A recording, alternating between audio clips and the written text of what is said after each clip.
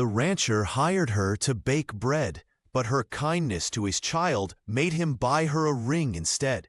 What began as a simple employment arrangement transformed into something neither of them expected, changing their lives forever.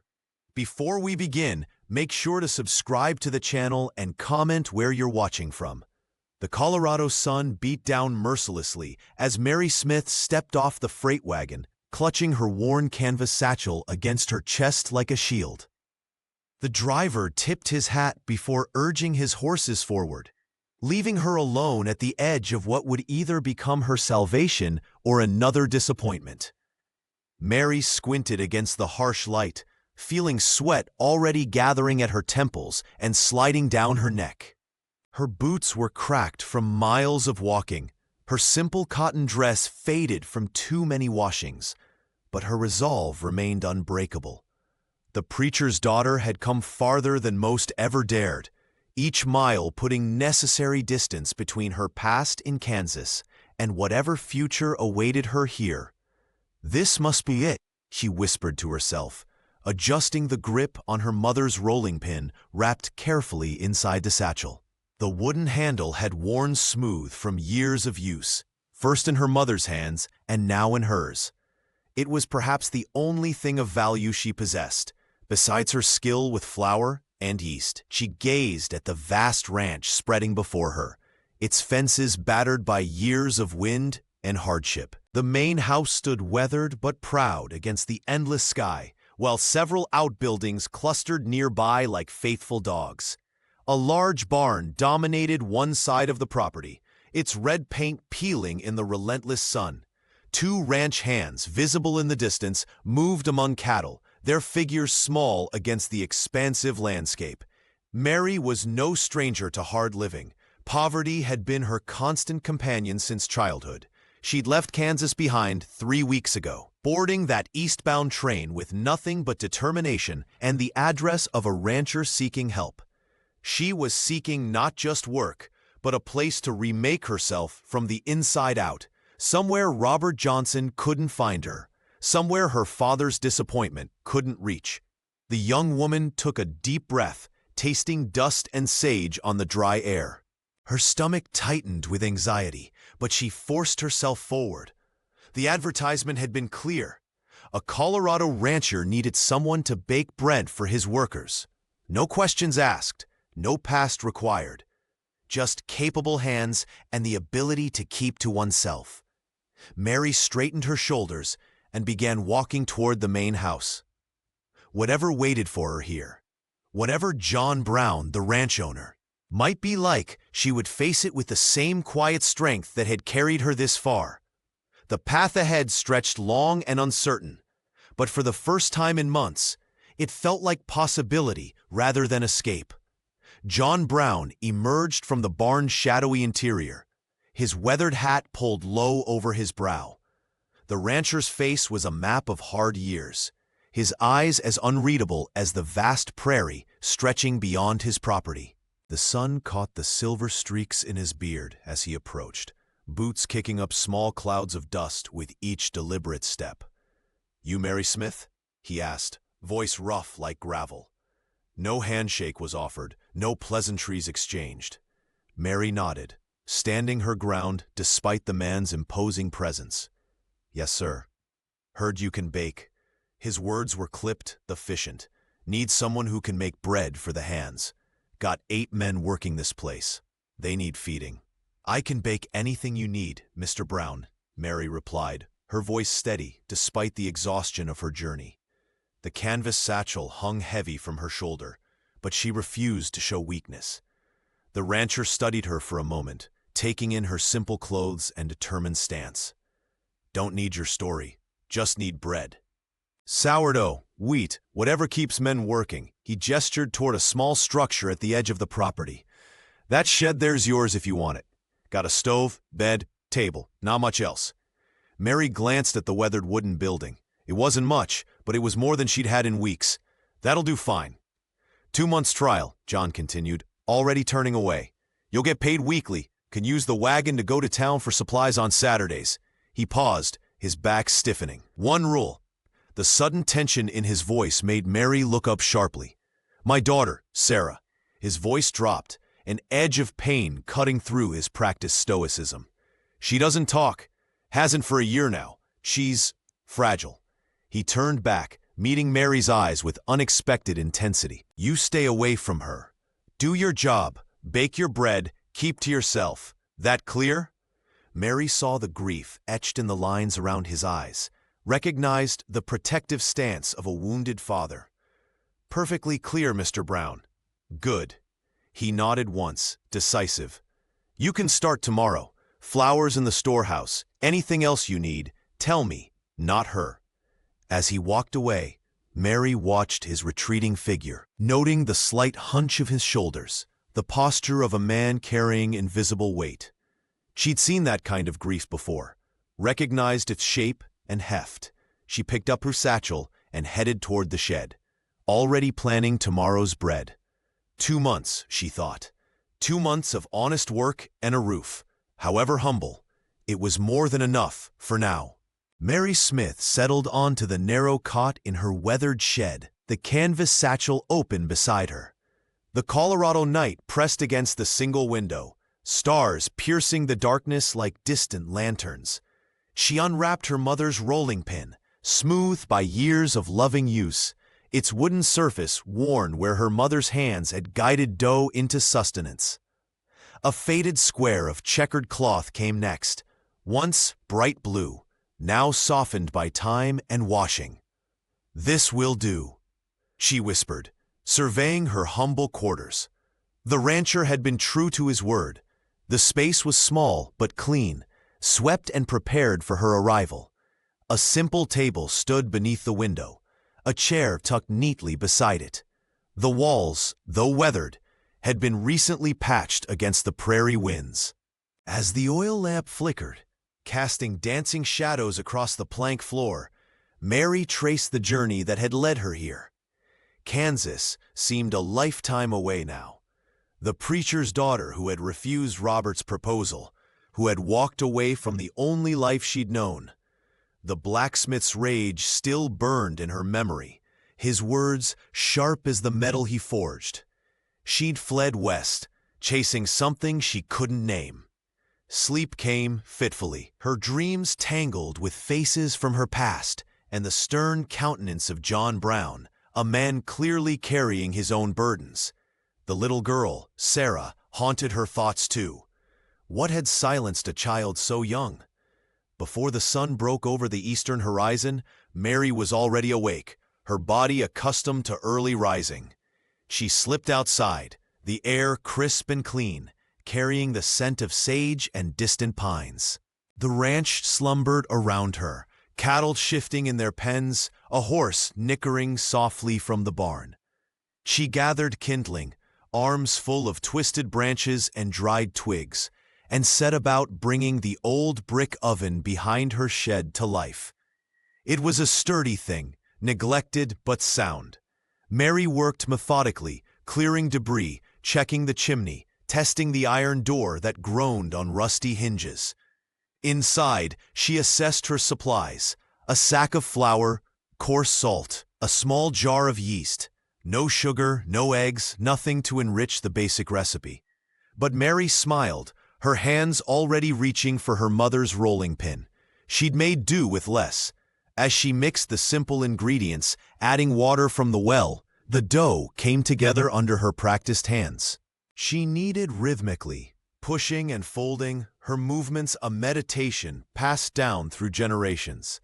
Flour dusted her arms to the elbows, and a quiet purpose filled the air, not just of feeding hungry ranch hands, but of creating something from nothing, of beginning again. The aroma of freshly baked bread wafted through the crisp Colorado morning, carried by gentle currents that swept across the ranch. The scent danced between the weathered barn and the dusty corral, announcing Mary Smith's presence more effectively than any introduction could have. Inside the converted shed, she worked methodically, her movements a quiet ballet of purpose and precision. Her sleeves were rolled up past her elbows, arms dusted with a fine coating of flour that caught the early sunlight streaming through the single window. Mary hummed softly to herself, finding comfort in the familiar rhythm of kneading and shaping. There was something deeply soothing about the way the dough yielded beneath her experienced hands, a constant she could rely on when everything else in her life had shifted like sand. The oven's heat warmed the small space, creating a pocket of comfort against the morning chill that still clung to the Colorado countryside. As she pulled the last batch from the oven, movement caught her eye through the open door. A small figure hovered at the edge of the yard, partially concealed by the shadow of an old fence post. Mary froze, recognizing the child immediately. Sarah Brown stood barefoot in the dirt, her tiny toes curling against the cool earth. The little girl couldn't have been more than 4 years old, with wide, cautious eyes that seemed to hold more wariness than her young years warranted.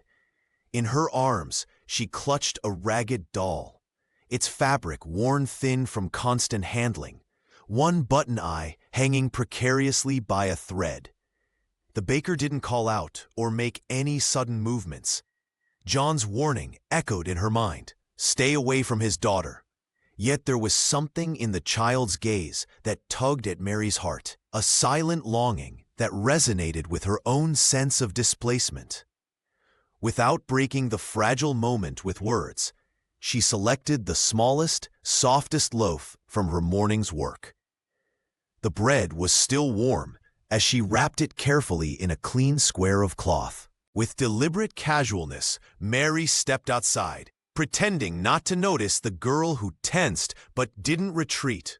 She walked to the porch rail, placing the wrapped bundle where it would be easily visible but requiring no interaction. Then she returned to her work, busying herself with cleaning the flour from her workspace. From the corner of her eye, she saw Sarah edge closer to the offering, curiosity battling caution in her small features. The child glanced toward the main house, then back at the bread, the doll clutched tighter against her chest. Mary continued her tasks, allowing the girl the dignity of her hesitation. Some hungers, she knew, went deeper than food, and some bridges needed to be built one small loaf at a time. The moon hung low over the Colorado plains as John Brown returned to the ranch, his shoulders hunched from a long day's work. Mary glanced up from where she was cleaning the last of the flour from her workspace, watching as the rancher approached with measured steps. He picked up one of the loaves she had set aside, breaking off a piece and chewing thoughtfully. "Good," he finally said, the word almost reluctant. "The men will be pleased." His weathered face revealed little, but Mary caught the slight nod of approval. John cleared his throat, his eyes not quite meeting hers. "About my daughter," he began, voice dropping to a low rumble. "I meant what I said. Sarah's been through enough." His fingers tightened around the bread, crumbs falling to the ground between them. "I understand, Mr. Brown," Mary replied, her voice steady despite the intensity of his gaze. "I'm here to bake, nothing more." She folded her hands before her, the calluses on her palms a testament to years of hard work. "Your rules are clear, and I'll respect them." The rancher studied her for a long moment, as if searching for deception in her eyes. Finding none, he gave another curt nod before turning toward the main house, his silhouette melting into the gathering darkness. Mary released a breath she hadn't realized she was holding. The preacher's daughter from Kansas had learned long ago that some men carried pain like armor, and John Brown was fortress of grief. Whatever had happened to Sarah's mother had left wounds that still bled. After finishing her chores, Mary stepped outside to breathe in the cool night air. The stars above Colorado seemed closer than they had in Kansas, pinpricks of light in a vast, velvet sky. She walked to the porch rail where she had left the small cloth-wrapped loaf earlier that day. The bread was gone. The cloth, too, but in its place lay a single white prairie flower, its delicate petals luminous in the moonlight. Mary picked it up carefully, bringing it to her nose. The subtle fragrance spoke of resilience, of beauty that persisted despite harsh conditions. She looked toward the main house, wondering if it had been Sarah who had taken the bread, or perhaps one of the ranch hands. The flower seemed too deliberate a gesture for a child so young, yet too gentle for the hardened men who worked the land. As Mary returned to her shed, she felt something shift inside her, a quiet acknowledgement that perhaps she wasn't as unwelcome as she'd feared.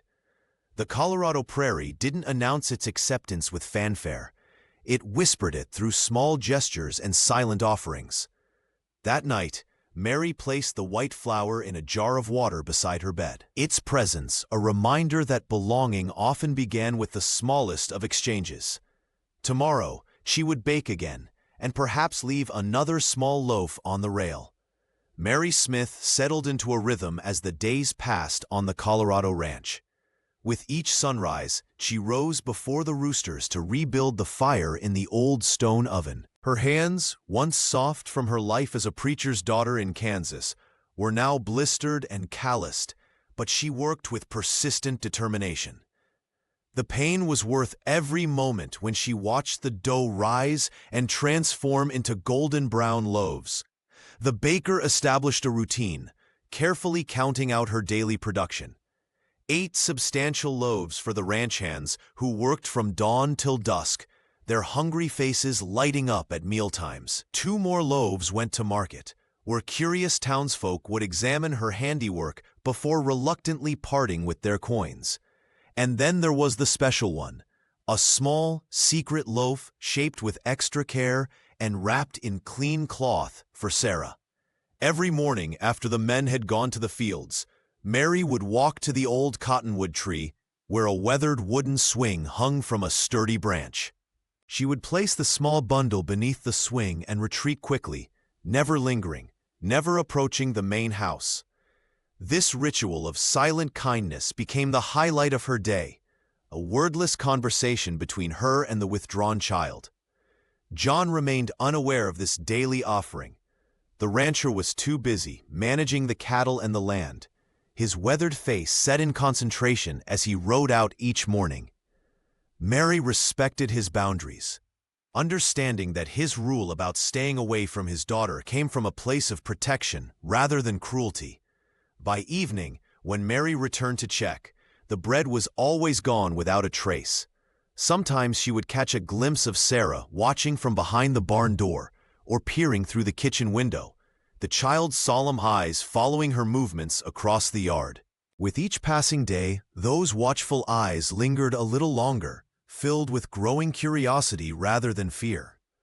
One evening, Mary found a small wildflower placed where the bread had been. She picked it up, smiling at this tiny gesture of acknowledgement, and tucked it carefully into her apron pocket. The flower felt like a promise, fragile but hopeful. As weeks passed, Mary's shed began to feel less temporary. She arranged her few possessions with care, her mother's rolling pin displayed prominently on the small shelf John had installed without comment. The baker found herself humming, as she worked, the melodies of hymns from her childhood filling the space between the crackle of the fire and the soft thump of dough against wood. The afternoon had begun like any other on the Colorado ranch. Mary Smith had the oven blazing hot, her hands working methodically through the day's bread-making routine. The familiar scent of baking loaves wafted through the air as she wiped flour from her brow. But the weather had other plans. A gust of prairie wind, stronger than any she'd felt since arriving, suddenly whipped around the shed. Mary glanced up, noticing how the tall grass bent almost horizontal under its force. The wind changed direction without warning, sending a powerful blast through the open doorway. Before she could react, sparks from the oven leapt into a nearby pile of dry straw. "No!" Mary shouted, lunging for the water bucket. The flames caught instantly, dancing across the brittle straw with frightening speed.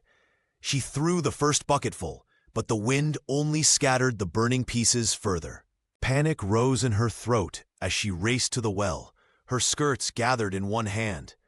The fire spread faster than she could control, licking at the wooden beams of the shed. Smoke billowed upward, a dark signal visible across the ranch. Mary's lungs burned as she fought desperately against the growing blaze, her arms aching from hauling water. John Brown appeared like a thunderstorm, racing across the yard, with 2 ranch hands behind him. The rancher's face was set in grim determination as he assessed the situation with one sweeping glance. "Get back!" he ordered, pushing past Mary to attack the flames with wet blankets. His movements were decisive, experienced, a man who had faced nature's fury before. Together, they formed a desperate line, passing buckets and smothering flames wherever they appeared. When the last ember finally died, Mary collapsed onto a patch of unburned grass, her face streaked with soot, hands trembling from exertion. John sank down beside her, his breathing heavy. The shed still stood, though one wall was badly scorched. "Your hands," he said, his voice gentler than she'd ever heard it. Mary looked down, noticing the angry red burns across her palms for the first time. The adrenaline faded, allowing pain to register. Without a word, John took her hands in his rough, calloused ones. He examined the burns carefully, then produced a small tin of salve from his pocket. "Always carry this," he explained, applying the cooling ointment with surprising tenderness. Ranch work isn't forgiving. Their eyes met in the settling ash, a moment of silent understanding passing between them. Mary saw something new in his weathered face. Respect, perhaps, or the first fragile seed of trust. "Thank you," she whispered. John nodded, his expression softening momentarily before he stood, offering his hand to help her up. As the smoky twilight gathered around them, Mary realized something had shifted between them, as tangible as the changing wind. The morning sun streamed through the weathered shed's single window as Mary worked the dough with practiced hands. She hummed softly, lost in the rhythm of kneading, when a small shadow fell across the floorboards. Sarah Brown stood closer than she'd ever ventured before, her tiny feet dusted with flour from the path outside. The child's eyes were fixed on Mary's movements, curiosity breaking through her usual wariness. Mary smiled gently, but stopped her work. "Would you like to help?" she asked, her voice as soft as the morning breeze. Sarah didn't answer, but took a tentative step forward, her ragged doll clutched tightly against her chest. "The dough is alive," Mary explained, patting the soft mound. "It breathes and grows, just like you and me." She tore off a small piece and held it out. Sarah hesitated, then placed her doll carefully on a nearby stool before accepting the offering. Mary guided the child's small hands, showing her how to press and fold. "That's it, gentle but firm," she encouraged. Sarah's brow furrowed in concentration as she mimicked Mary's movements, her fingers disappearing into the yielding dough. "What if we make this bread special?" Mary suggested, dividing their work into smaller portions. "This could be a rabbit." She shaped her piece, giving it long ears and a round body. Sarah watched intently, then began molding her own dough with surprising determination. Soon, they had created an entire menagerie of dough creatures, rabbits, bears, and what might have been a horse. Mary showed Sarah how to make a round sun with rays stretching outward. The child's eyes widened with delight as she crafted her own celestial creation. Then it happened. As Sarah pressed 2 raisin eyes into her dough bear, a small giggle escaped her lips. The sound, so unexpected and pure, made Mary freeze.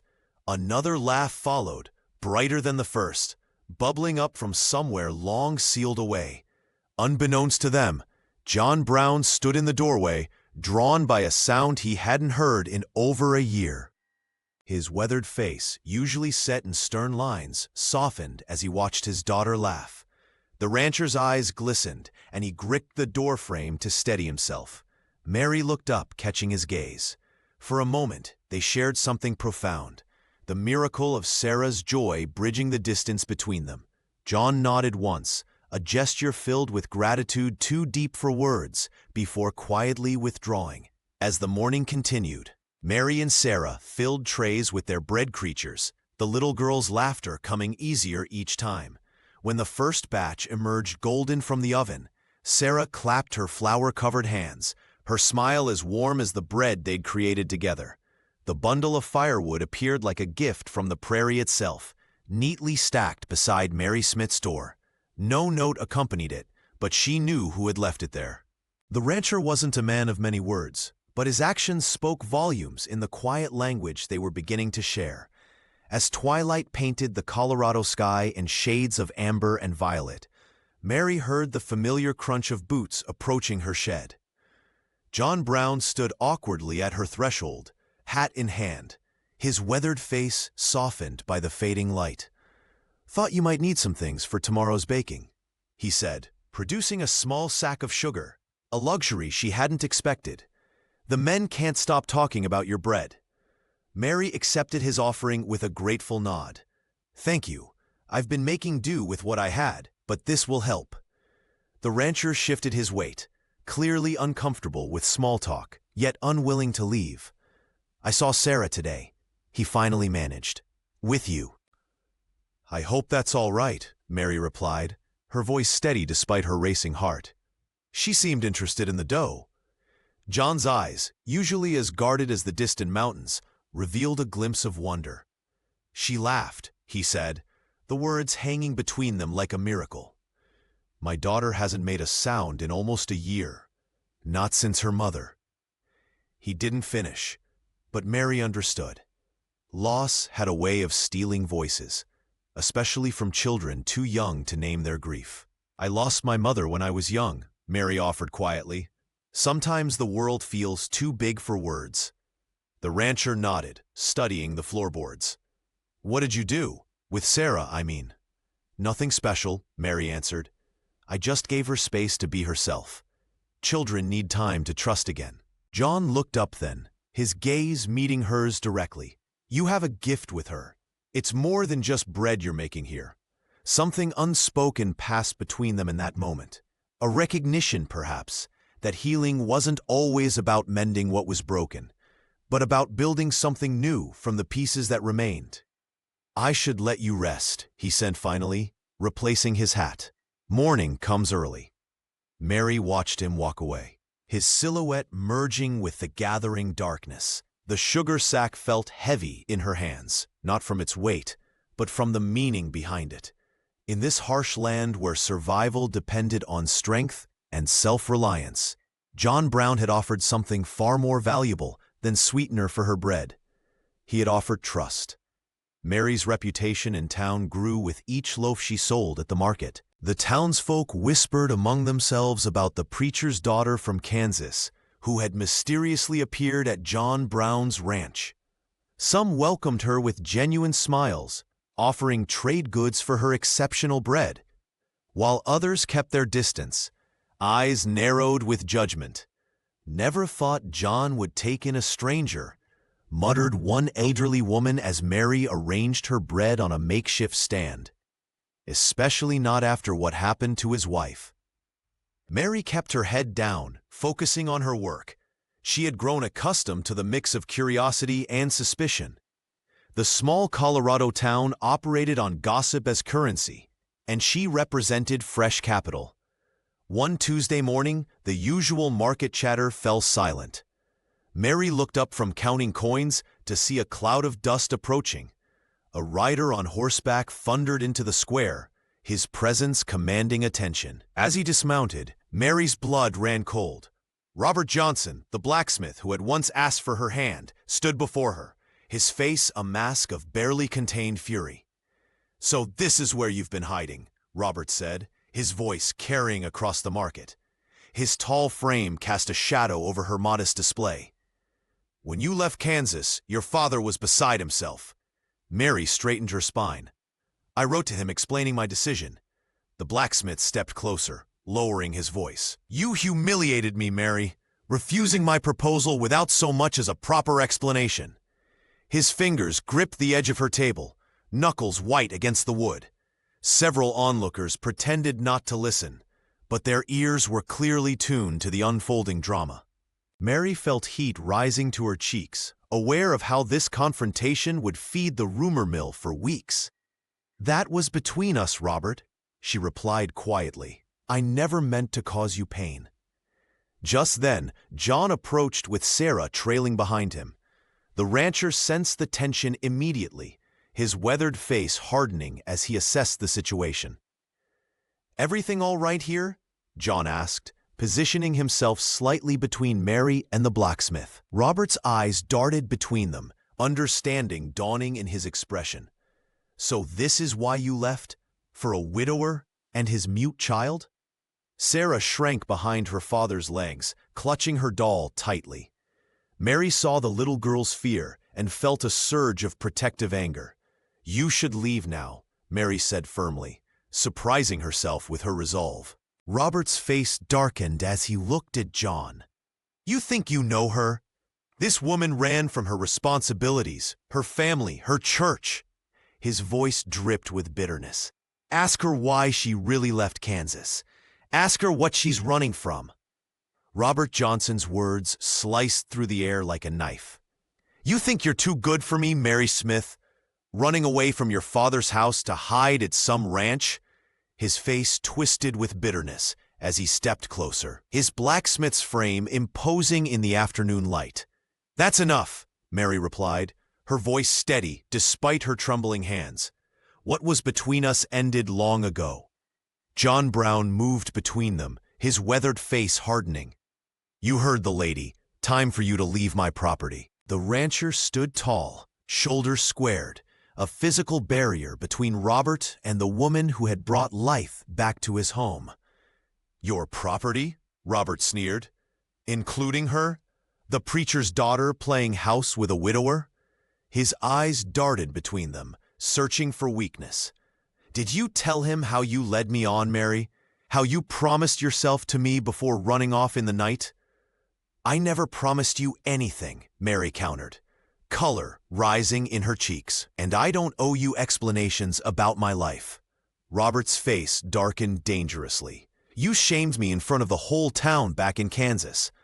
The tension crackled between them like lightning before a storm. When John placed a firm hand on Robert's chest to push him back, the blacksmith snapped. His arms swung in a vicious arc, striking Mary across the face with such force that she stumbled backward. The sound of Sarah's scream pierced the air. The child had been watching silently from the porch, her ragged doll clutched to her chest. Now her voice, unused for so long, erupted in terror. John lunged forward with a roar, tackling Robert to the ground.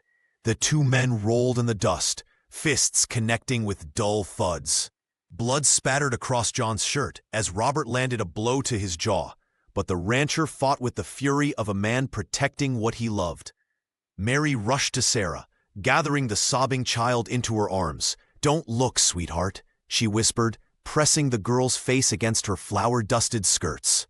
The little girl clung to her, fingers digging into the fabric as she trembled violently. The fight continued, brutal and raw, until both men were gasping for breath. John finally pinned Robert to the ground, his forearm pressed against the blacksmith's throat. "If you ever come near my family again," John growled, blood trickling from a split lip, "I won't stop until they're digging your grave." He released his hold and stood, swaying slightly from exertion. Robert staggered to his feet, spitting blood onto the Colorado soil. His eyes, filled with hatred, swept over Mary and the child before he limped toward his horse. As the dust from his departure settled, the ranch fell into an uneasy silence, broken only by Sarah's quiet sobs and the ragged breathing of a family forever changed by violence. Dust settled across the yard as Robert Johnson's horse disappeared over the horizon. John Brown stood at the edge of his property, chest heaving, blood trickling from his split knuckles. The warning he delivered hung in the air like thunder after lightning. Robert was never to set foot on this land again, not if he valued his life. Mary touched her swollen lip, tasting copper. The confrontation had erupted so suddenly, Robert's accusations cutting through the peaceful afternoon like a knife. She hadn't expected him to follow her from Kansas, hadn't thought her refusal of his proposal would fester into such hatred. "Are you hurt badly?" John asked, his voice gruff as he approached. His own injuries were evident, a purpling bruise forming beneath his right eye, his shoulder held at an awkward angle where Robert had wrenched it. "I've had worse," Mary answered softly, though her hands trembled as she dabbed at her bleeding lip with her apron. Sarah clung to Mary's skirts, her small fingers twisted in the fabric, eyes wide with lingering fear. The child had witnessed everything: Robert's arrival, his cruel words, the explosive violence that followed. John knelt beside his daughter, whispering reassurances until her grip on Mary's skirt loosened slightly. Inside the ranch house, Mary pressed a cool cloth to John's face while Sarah sat quietly by the window, watching for any sign of the blacksmith's return. "You can leave," John said suddenly, his eyes finding hers. "I wouldn't blame you. This wasn't what you signed on for when you came to bake bread." Mary's hands stilled. "Is that what you want?" "No." The word was simple, but weighted with meaning. "But if you stay—" He paused, choosing his words carefully. "If you stay, I need to know you won't run from me again." Her breath caught. So he had recognized her that first day, the preacher's daughter who'd once passed through with her father years before. "No one has ever stood up for me like that," Mary whispered, voice unsteady. "Not without wanting something in return."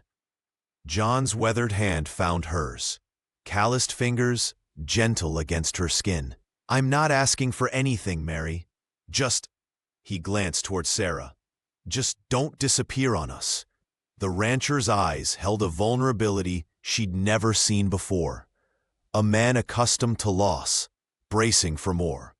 Mary realized that in defending her, John had revealed more than just physical courage. He'd shown her the heart he kept carefully guarded.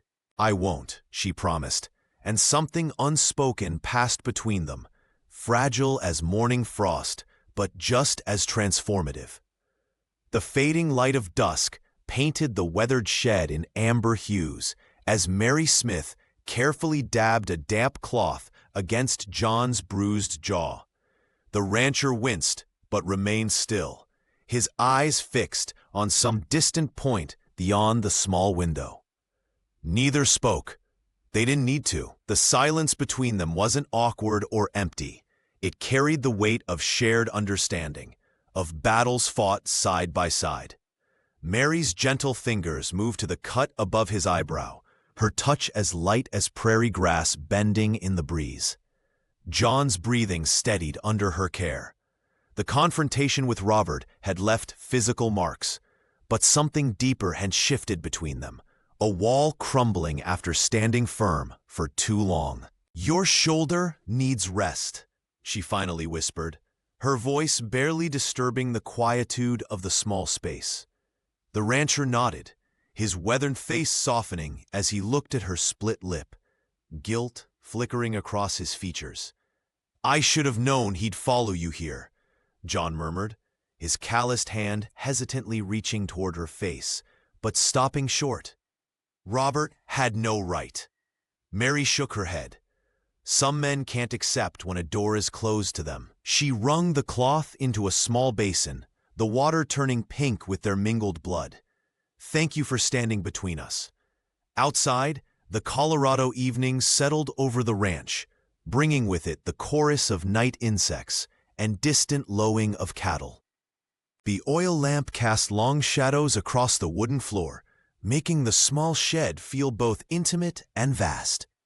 The soft creak of floorboards drew their attention to the doorway. Sarah stood there, her ragged doll clutched tightly against her chest, eyes wide and solemn in her small face. The child had witnessed violence today, something John had tried desperately to shield her from since her mother's passing. Mary set aside the cloth and opened her posture, not reaching for the girl, but making space for her approach. Sarah hesitated, then padded across the floor on bare feet, stopping just within arm's reach. For several heartbeats, No one moved. Then, slowly, Sarah extended her tiny hand toward Mary's. Their fingers touched, connected, and the child's other hand still clutched her doll tightly. "Mama," Sarah whispered, her voice rusty from disuse, fragile as a bird's first flight. "Bake." The two simple words hung in the air like something sacred. John's sharp intake of breath broke the spell as he stared at his daughter in astonishment. It had been a full year since Sarah had spoken, since the fever had taken her mother and stolen her voice along with her childhood joy. Mary's eyes filled with tears as she gently squeezed the small hand in hers. "Yes," she promised, her voice thick with emotion. "We'll bake together." John watched them, his heart cracking open in his chest, as healing finally found its way into their broken little family. That night, Mary Smith sat on the edge of Sarah's small bed, a worn storybook open on her lap. The oil lamp cast a warm glow across the pages, illuminating colorful illustrations of far-off kingdoms and brave princesses. Sarah nestled against her side, eyes wide with wonder as Mary's voice brought the tales to life. The little girl's fingers traced the pictures, her earlier trauma momentarily forgotten in this cocoon of safety. "Another one," Sarah whispered when Mary finished, her small hand tugging at the woman's sleeve.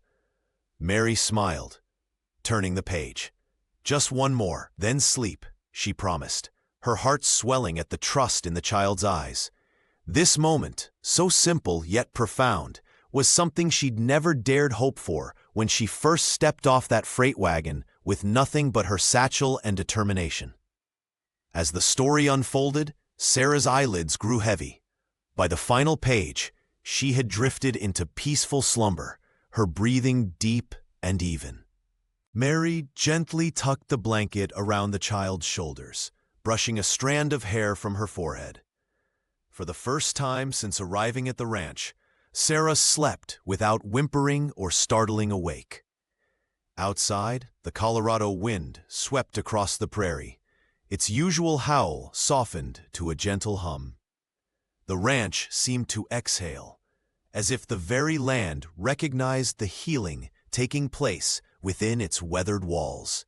Mary stood by the window, watching moonlight silver the tall grass, feeling a sense of belonging she'd never known in her father's strict Kansas home. Morning arrived with golden light streaming through the curtains. Mary rose early, her movements infused with newfound energy. She stoked the fire and prepared dough for the day's baking, humming softly as she worked. The flour felt different beneath her fingers, no longer just a means of earning her keep, but a connection to this place, to Sarah, to John. The ranch hands nodded respectfully as they collected their daily bread, their initial suspicion of the outsider having melted into appreciation. Mary's chores, once burdensome, now felt purposeful, each task woven with threads of hope. Mid-morning, a knock sounded at her door. John Brown stood there, his usual ruggedness tempered by something new. He'd trimmed his beard, combed his hair, and wore a clean shirt with the sleeves rolled up. The rancher shifted his weight from one foot to the other, hat in hand, vulnerability etched across his weathered features. "Mary," he said, her name carrying a weight she hadn't heard before. "Might I have a word?" The evening shadows stretched long across the ranch as John Brown approached the weathered shed where Mary had made her home. His steps were measured, deliberate, each one carrying the weight of a decision months in the making. The rancher had bathed and trimmed his beard, his usually wind-tousled hair combed back with careful attention. In his calloused hand, he clutched a small cloth bundle, holding it as if it contained something infinitely precious. Mary looked up from her bread-making, flour dusting her apron and a questioning smile touching her lips. The transformation in John, since their confrontation with Robert, was remarkable. The hardness in his eyes had softened, replaced by something vulnerable, something hopeful. "I've been keeping this," he said, his voice low and rough with emotion, as he extended the bundle toward her. Wasn't sure I'd ever have reason to bring it out again. Mary wiped her hands on her apron and accepted the offering.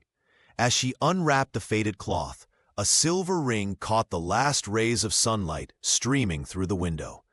It was beautifully worn, its surface marked by years of love and life, with delicate engravings that spoke of another time. "It was my mother's," John explained, his weathered face earnest. "She wore it for 32 years before she passed." Mary traced the engravings with her fingertip, feeling the history embedded in the metal. "It's beautiful," she whispered. The rancher shifted his weight, uncomfortable with words, but determined to speak his truth. "I don't have fancy speeches, Mary. Poetry's never been my way." His eyes met hers, steady and certain. "But I want to give you something real, something that means something." The baker's eyes filled with tears that caught the light like diamonds. Without hesitation, she slid the ring onto her finger, where it settled as if it had always belonged there. The simple band represented not just a promise between them, but a healing, for her, for him, for little Sarah, who had found her voice again. No elaborate proposal passed between them, no grand declarations. Their joined hands spoke volumes, fingers intertwined in silent understanding. What they had built together transcended words, a family forged through bread and patience, through silence broken and trust earned. John leaned forward, his lips pressing gently against her forehead, in a kiss that sealed their unspoken vow. Mary closed her eyes, feeling the warmth of his touch and the certainty of belonging wash over her. Outside, the Colorado wind whispered through the cottonwood trees, and somewhere in the ranch house, Sarah hummed a tune as she played with her doll, unaware that her family had just been made whole. The wedding day dawned with a gentle Colorado breeze sweeping across the ranch. It was a quiet Tuesday morning in late spring, when daisies pushed stubbornly through the blackened earth where the fire had once raged, nature's testament to renewal. Mary Smith stood by the window of her shed, fingers trembling slightly as she smoothed down the cream-colored dress that had once belonged to John's mother. The fabric was soft with age, lovingly preserved, carrying memories of another woman who had made this ranch her home. Emma, the wife of one of the ranch hands, helped pin Mary's hair into a simple braid adorned with wildflowers. There were no elaborate preparations, no fussy arrangements, just the honest beauty of a woman whose hope had been renewed against all odds. "You look beautiful," Emma whispered, squeezing Mary's shoulders. Outside, John Brown waited beneath the old cottonwood tree, clean-shaven and dressed in his best shirt. The rancher shifted his weight from one foot to another. His weathered face softened with an emotion he no longer tried to hide. Sarah Brown appeared from the main house, beaming in her wrinkled white dress that had been hastily altered to fit her small frame. In her hands, she proudly carried a crooked, heart-shaped loaf of bread she had insisted on baking herself, flour still dusting her cheeks and the tip of her nose. "Papa, look what I made!" she called out, her voice clear and confident, a sound that still brought tears to John's eyes every time he heard it. The townsfolk began to arrive in wagons and on horseback, their curiosity evident, but giving way to genuine warmth as they gathered in a loose circle. Pastor Wilson stood ready, his Bible open in his weathered hands. Some of the women had brought pies and preserves. The men awkwardly clutched their hats, nodding respectfully to John. When Mary emerged from her shed, a collective murmur of appreciation rose from the gathered crowd. She walked slowly toward John, not on anyone's arm, but by her own strength, a journey she had made from the moment she'd stepped off that freight wagon months ago. They stood face to face, their eyes holding conversations their lips didn't need to speak. No elaborate vows were exchanged, only simple promises of faithfulness and care. Their joined hands spoke volumes, his calloused from years of ranch work, hers strong from kneading countless loaves of bread. Sarah squeezed between them, offering up her misshapen bread loaf. "For our family," she said, as John and Mary sealed their union with a tender kiss. The assembled neighbors broke into genuine applause. The blacksmith's wife wiped away tears, and even old Mr. Jenkins, known for his perpetual scowl, managed a smile. The ranch that had once known only silence and grief now resonated with the promise of new beginnings. In the year that followed their modest wedding, the Brown Ranch transformed like the seasons themselves. What had once been a place of silence and lingering grief now buzzed with new energy. The old cattle shed, previously abandoned to cobwebs and memories, found new purpose as the bread camp, Mary's vision brought to life through John's steady hands and unwavering support. Children from miles around came twice weekly, their parents dropping them off with curious glances that soon turned to grateful smiles. Mary Smith Brown welcomed each child with the same patience she had shown Sarah, recognizing in their eyes the same hunger for belonging that had once driven her across state lines from Kansas. "Flour goes on the table, not on your neighbor," she would instruct with gentle firmness, moving between the small wooden tables John had crafted. Her rolling pin, the one treasure she had carried in her battered satchel, now passed from small hand to small hand, a tool for creation rather than merely survival. The rancher watched from doorways, marveling at the transformation, not just of the building, with its new windows and cheerful curtains, but of his wife. Mary moved with purpose now, her steps lighter, her smile coming easily. Sometimes, when she thought no one was looking, she would press her hand against the silver ring on her finger, as if confirming this new reality. Sarah thrived in this environment, becoming her mother's eager assistant. The child who had once been mute now patiently showed younger children how to knead dough, her small voice clear and confident. "You have to push with your whole body," she would explain, demonstrating with exaggerated motions that sent the other children into fits of giggles. Word spread beyond their small community. A mother from 2 towns over brought her son who hadn't spoken since witnessing a terrible accident. A shy girl whose father had abandoned the family arrived clutching her mother's skirts. Each child found something healing in the simple act of creating bread, the feel of dough beneath their fingers, the accomplishment of watching something rise, the community of shared work. The ranch hands, initially skeptical of this invasion of small, flour-covered visitors, soon found themselves volunteering during their off hours, showing the children how to whittle simple dough cutters or telling stories while loaves baked in the expanded outdoor oven. "You've brought life back to this place," John told Mary one evening as they watched the last wagon depart, leaving behind the scent of fresh bread and echoes of childish laughter.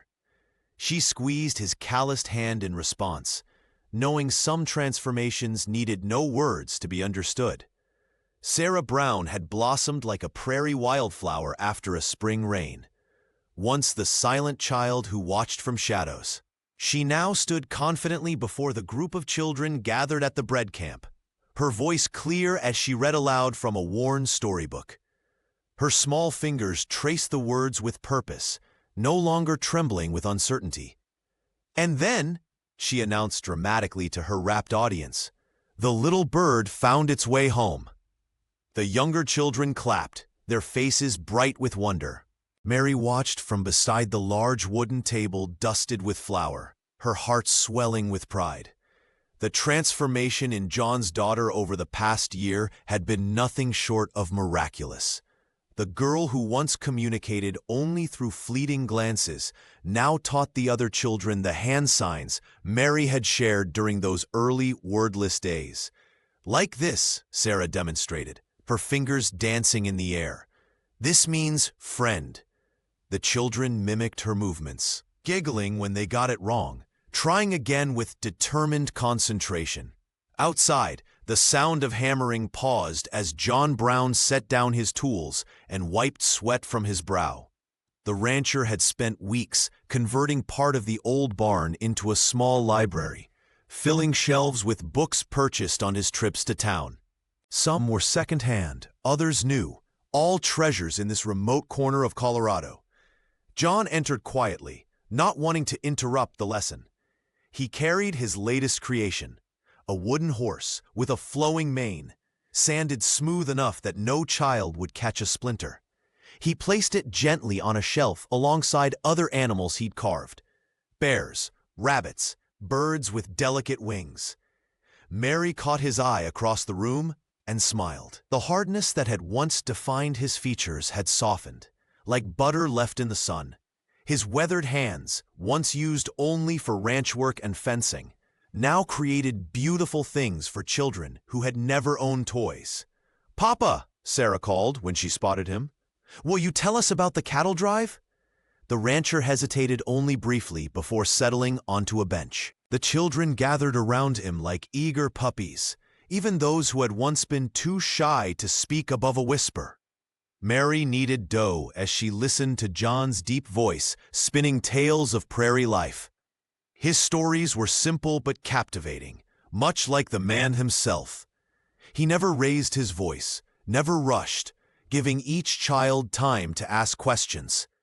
Later, as the children departed with small loaves wrapped in cloth, John stood beside Mary, watching Sarah demonstrate a new sign to a freckle-faced boy. "I never imagined this," he said quietly. "Any of this." Mary leaned against his shoulder, flour dusting her apron. "Neither did I." Their eyes met in understanding. The bread that had brought them together had risen into something far greater: a family, a community, a home. The crisp autumn air carried the scent of fallen leaves as Mary Smith sat on the porch, sorting through the day's mail. Among the usual notices and supply orders was a cream-colored envelope, its handwriting delicate but determined. She turned it over in her flour-dusted hands, curious about its contents. Inside was a letter from Martha Wilson, a mother who had brought her son Thomas to the bread camp 3 weeks prior. The boy, only 7 years old, had not spoken a single word since witnessing his father's fatal accident in the mine last winter. Martha wrote how she'd heard whispers about the woman at Brown Ranch who could heal broken spirits through bread and kindness. Mary's eyes welled with tears as she read how, after their visit, Thomas had finally broken his silence. While kneading dough beside Sarah, he had whispered that the bread felt like clouds. Later that evening, he had told his mother that the bread lady is an angel who makes sad go away. The letter trembled in Mary's hands as she finished reading. He remembered Thomas, a thin child with solemn eyes who had stood apart from the others until Sarah had gently coaxed him to join them at the table. She recalled placing his small hands in the warm dough, watching his expression shift from fear to wonder. That night, as the firelight cast dancing shadows across the walls of their modest home, Mary sat with Sarah, nestled against her side, the letter open in her lap. She read parts of it aloud, her voice catching with emotion as Sarah traced the paper's edge with curious fingers. "Did I help Thomas too?" the child asked, her voice clear and confident in a way that still amazed Mary after the long months of silence. "You did," Mary answered, pressing a kiss to her forehead. "You showed him it was safe to be himself again." John sat across from them in his worn leather chair, the firelight highlighting the weathered lines of his face. He said nothing, but his eyes, once so guarded, now held a depth of feeling that spoke volumes. The rancher watched his family, a miracle he never thought he'd have again after losing Sarah's mother. He reached across the space between them, his calloused hand finding Mary's. Their fingers intertwined, a silent acknowledgement of all they had built together. What had begun as a simple arrangement, a baker hired to feed ranch hands, had transformed into something profound. "You've done more than bake bread here," he finally said, his voice low and steady. "You've mended what was broken." Mary squeezed his hand in response, feeling the weight of the silver ring on her finger.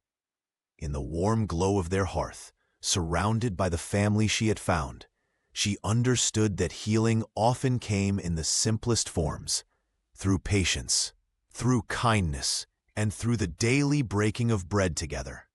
The Colorado night spread across the ranch like a velvet quilt, stars appearing one by one in the inky canvas above. Sarah Brown nestled between Mary and John on the wooden porch steps, her small face tilted skyward in wonder. The child's recovery had been nothing short of miraculous, from the silent, withdrawn little girl to this curious, talkative 4-year-old who now tugged at Mary's sleeve with excitement. "Can we make cinnamon rolls tomorrow?" Sarah asked, her eyes bright with anticipation. "With extra sugar on top?" Mary Smith wrapped her arm around the child's shoulders, breathing in the scent of soap in her hair. "We certainly can, sweetheart. First thing in the morning." John watched them, his weathered face softened by the golden light spilling from the oil lamp. The rancher had changed too. The hard edges of grief had smoothed away, revealing the gentle man beneath. He reached across Sarah to take Mary's hand, his calloused thumb brushing over the silver ring that had once belonged to his mother. "I hired you to bake bread," he said, voice low and tender, "but you baked my soul back to life." Mary squeezed his hand in answer, feeling the truth of his words settle in her chest. Some healing needed no elaborate declarations. It happened in small moments, in shared glances, in the quiet understanding that grew between broken people who chose to rebuild together. The little shed that had once been her humble quarters had transformed into a warm family home. Inside, the shelves held books alongside baking supplies. Sarah's wooden animals lined the windowsill, and the table bore the marks of countless meals shared in laughter and conversation. "Look," Sarah pointed upward as a star streaked across the night sky. "Make a wish." Mary closed her eyes, but found she had nothing to wish for that wasn't already hers. The preacher's daughter from Kansas had found more than employment on this Colorado ranch. She had found belonging. Later, after Sarah had been tucked into bed with stories of brave princesses and kind dragons, Mary and John stood in the doorway of their home, his arm around her waist. The bread camp stood silently across the yard, ready to welcome children tomorrow, its purpose as transformed as they were. "Thank you," John whispered against her hair. Mary leaned into him, feeling the steady beat of his heart. For what? For staying, for seeing worth in what was broken. In their little home, warmth and love rose like bread in the firelight, mending every broken heart beneath its roof, not with grand gestures, but with daily acts of gentle persistence, proving that sometimes healing begins with something as simple as a loaf of bread and the courage to offer it.